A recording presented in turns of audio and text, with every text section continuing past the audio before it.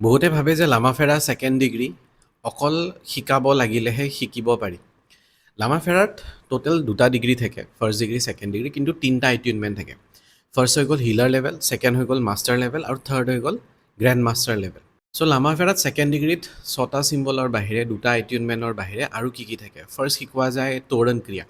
যেতিয়া এজন হিলাৰে প্ৰফেচনেলি কাৰোবাক হিলিং দিব যায় বা স্পিৰিট ৰিমুভ কৰাৰ কাৰণে, নিগেটিভিটি ৰিমুভেল কৰাৰ কাৰণে, বা বহুত বেছি কাৰোবাৰ হেভি ব্লেক মেজিক থাকে, সেয়া যদি ৰিমুভ কৰিব লগা হয়, বা ষ্টুডেণ্টে এজনে কাৰোবাক পিছত মাষ্টাৰ বনাব বিচাৰিছে, শিকাব বিচাৰিছে, তেতিয়া এই ক্ৰিয়াটো কৰা হয় তোৰণ ক্ৰিয়া। তোৰণ ক্ৰিয়া কৰিলে এজন হিলাৰে কমপ্লিটলি প্ৰটেক্টেড হৈ থাকে, যিটো ফাৰ্ষ্ট ডিগ্ৰী ষ্টুডেণ্টৰ ওচৰত নাথাকে।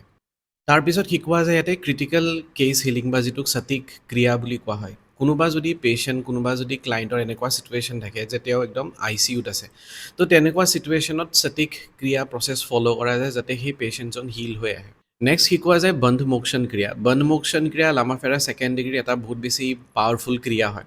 যদি কোনোবা মানুহ এইটো লাইফৰ হওক বা পাষ্ট লাইফৰ হওক, আগৰ জন্মৰ হওক, তেওঁ যদি নিজৰ হেল্থ, ৰিলেশ্যনশ্বিপ, কেৰিয়াৰ, মানি, বিজনেছক লৈ পিনে বহুত বেছি ব্লকেজেছ ফেচ কৰি আছে, তেওঁৰ লাইফত যদি বহুত বেছি বান্ধোন আহি গৈছে, ব্লকেজেছ আহি গৈছে, বহুত সময়ৰ পৰা হেল্থৰ ইছ্যু ফেচ কৰি আছে, বহুত সময়ৰ পৰা ৰিলেশ্যনশ্বিপ ৰিলেটেড ইছ্যু ফেচ কৰি আছে, যে মাল্টিপল ৰিলেশ্যন ফেইল হ'ব ধৰিছে, যোৱা 10 বছৰ 12 বছৰৰ পৰা ৰিলেশ্যনশ্বিপ ইছ্যুজ ফেচ কৰি আছে, বা কেৰিয়াৰত গ্ৰ' কৰিব পৰা নাই, বিজনেছ গ্ৰ' কৰিব পৰা নাই, নিজৰ ফালৰ পৰা বহুত বেছি চেষ্টা কৰি আছে, গ্ৰ' কৰিব পৰা নাই, তেনেকুৱা চিটুৱেশ্যনত বন্ধ মোক্ষণ ক্ৰিয়া কৰা যায়।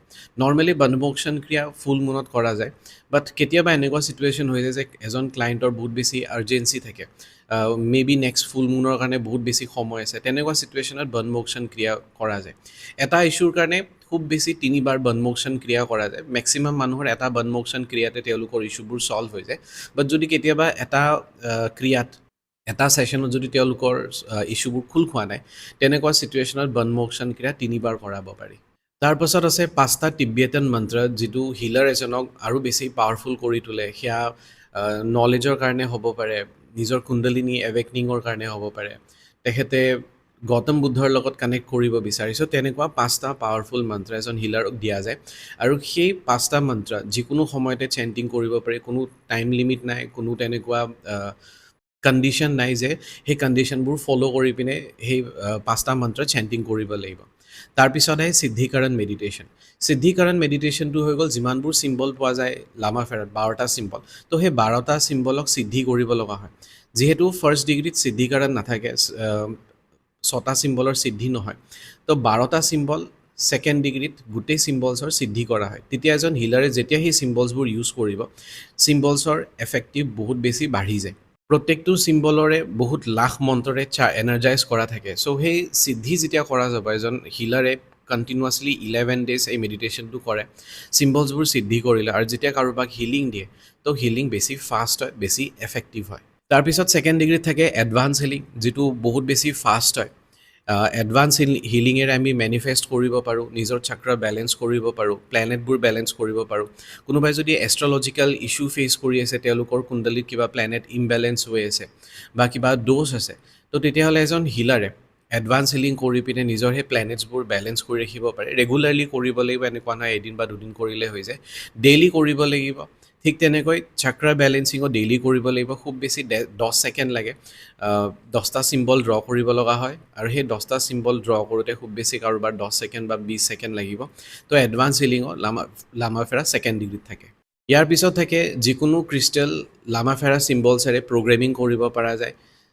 আপুনি নিগেটিভিটি ৰিমুভেল কৰিব বিচাৰিছে, কাৰোবাক প্ৰটেক্ট কৰি ৰাখিব বিচাৰিছে, এবাণ্ডেঞ্চ আনিব বিচাৰিছে, নৰ্মেল ক্ৰিষ্টেল এপাত ইউজ কৰিলে যিমান বেছি এফেক্টিভ হয়, তাত যেতিয়া আমি লামাফেৰা চিম্বলছেৰে প্ৰগ্ৰেমিং কৰি পিনে সেই ক্ৰিষ্টেলছবোৰ ক্লাইণ্টক দিওঁ, তেতিয়া আৰু বেছি এফেক্টিভ হ'ব, আৰু বেছি পাৱাৰফুল হৈ যায়। তাৰপিছত আহে 2 মিনিটৰ ভিতৰতে কিবা যদি আমি নিগেটিভিটি ৰিমুভ কৰিব লগা হয়, মানুহ এজনৰ বহুত বেলেগ বেলেগ ধৰণৰ নিগেটিভিটি থাকিব পাৰে। কাৰোবাৰ নজৰ লাগিব পাৰে, কাৰোবাৰ ওপৰত ইভিল স্পিৰিটছ থাকিব পাৰে, কাৰোবাৰ ওপৰত কাৰ্মিক ডেপ্থ থাকিব পাৰে। কেতিয়াবা এনেকুৱা নিগেটিভিটিও দেখা গৈছে যে সেই মানুহজন যিটো ঘৰত থাকে, যিটো প্ৰপাৰ্টিত থাকে, তাত যদি পুৰণা হাড্ডি থাকে বা কোনোবাই তাতে জন্তু পুতি ৰাখিছিলে, তো সেই পুতি থোৱা জন্তুবোৰৰ হাড্ডি বা এনিমেল এণ্টিটিজ বুলিও কওঁ, সেয়াও নিগেটিভিটি ইম্পেক্ট কৰিব পাৰে। তো এনেকুৱা ধৰণৰ নিগেটিভিটিও আমি লামাফেৰাৰ যিটো 2 মিনিটৰ নিগেটিভিটি ৰিমুভেল ষ্টেপছ থাকে সেয়াও কৰি পিনে আমি নিগেটিভিটিবোৰ ৰিমুভ কৰিব পাৰোঁ লগতে ক্লাছত কিছুমান প্ৰট'কলছ শিকোৱা যায় কেনেকুৱা ছিটুৱেশ্যনত কেনেকুৱা ধৰণৰ ক্লাইণ্টৰ কি প্ৰব্লেম থাকিলে কি ইছ্যুজ থাকিলে কি প্ৰট'কলছ আমি ফ'ল' কৰিব লাগে সেইবোৰ বস্তু প্ৰপাৰলি এৰেঞ্জ কৰি পিনে ষ্টুডেণ্টক দিয়া যায় লগতে যিসকলে শিকাব বিচাৰে ইন ফিউচাৰ তেওঁলোকক যিটো লামাফেৰা লেচাৰ এণ্টেনা থাকে অৰা স্কেনাৰ থাকে তো সেই অৰা স্কেনাৰ আৰু লেচাৰ এণ্টেনাও কেনেকৈ ইউজ কৰিব লাগে সেই বস্তুটো শিকোৱা যায় যদি আপুনি লামাফেৰা শিকিম বুলি ভাবি আছে তেতিয়াহ'লে স্ক্ৰীণত দিয়া নম্বৰত কণ্টেক্ট কৰি ল'ব পাৰে মাহত গুৱাহাটীত যোৰহাট শিৱসাগৰ তেজপুৰ তেনেকুৱা ঠায়ে ঠায়ে ক্লাছেছবোৰ কণ্ডাক্ট কৰা হৈছে লামাফেৰা ক্লাছ আমি অকল অফলাইনে কৰা অনলাইন নকৰা চ' যাৰ ইণ্টাৰেষ্ট আছে লামাফেৰা শিকিম বুলি ভাবি আছে এজন মাষ্টাৰ হিলাৰ এজন গ্ৰেণ্ড মাষ্টাৰ হ'ব বিচাৰিছে তেতিয়াহ'লে আপোনালোকে কণ্টেক্ট কৰি ল'ব পাৰে আৰু তেওঁলোকৰ লগতে ভিডিঅ'টো শ্বেয়াৰ কৰি দিব যোনে লামাফেৰা শিকিম বুলি ভাবি আছে থেংক ইউ